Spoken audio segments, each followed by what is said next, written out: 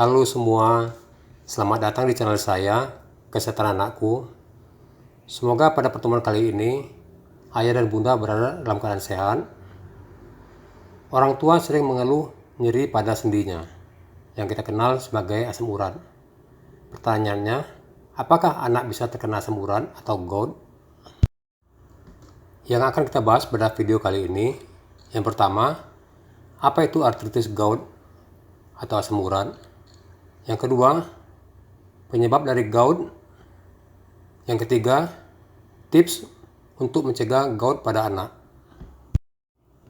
Kita mulai dengan ilustrasi kasus.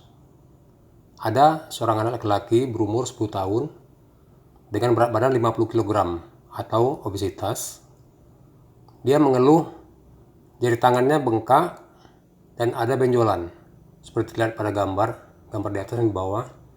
Sendinya membesar, bengkak, dan ada benjolan-benjolan. Pada pemeriksaan laboratorium darah, ditemukan asam urat 15,5 mg per desiliter.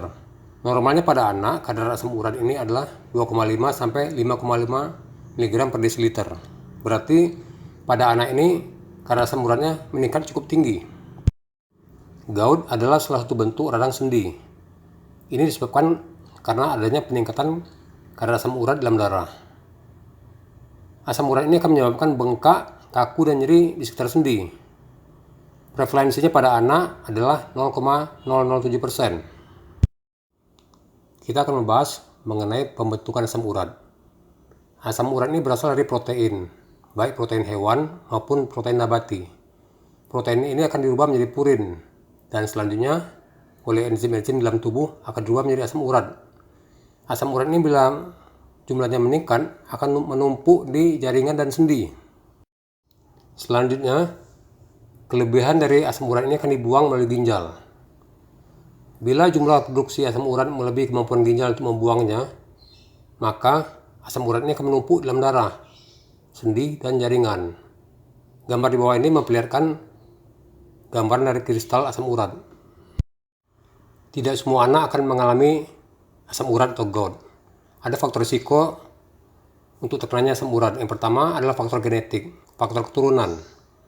Yang kedua, kegemukan. Yang ketiga, umur dan jenis kelamin. Biasanya asam urat ini ditemukan pada usia tua.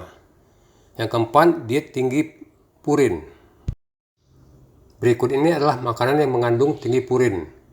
Yang pertama, organ dalam hewan seperti jeroan, otak, hati, atau ginjal. Yang kedua, makanan laut seperti udang, kepiting, atau kerang. Yang ketiga, daging sapi, daging burung, atau daging rusa. Yang keempat, jenis-jenis ikan seperti ikan teri, tuna, dan ikan sarden. Yang kelima, sayuran seperti kol, bayam, atau asparagus.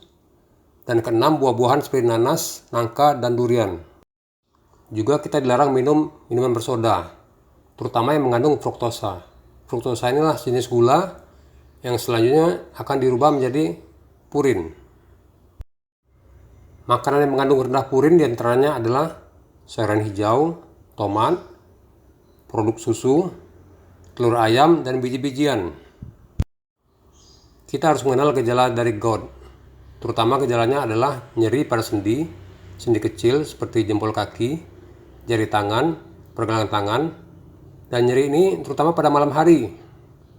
Juga didapatkan bengkak dan merah pada sendi, serta kaku pada sendi. Bagaimana kita mencegah peningkatan asam urat?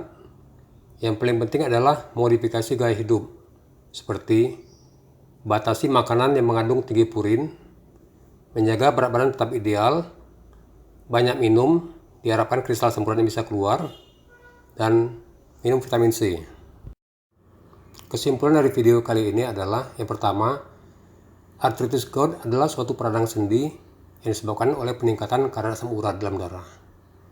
Artritis gout dapat terjadi pada anak. Dengan modifikasi gaya hidup yang sehat, kita dapat mencegah peningkatan dari asam urat. Bila ditemukan gejala asam urat, segera ke dokter anak untuk mencari pertolongan.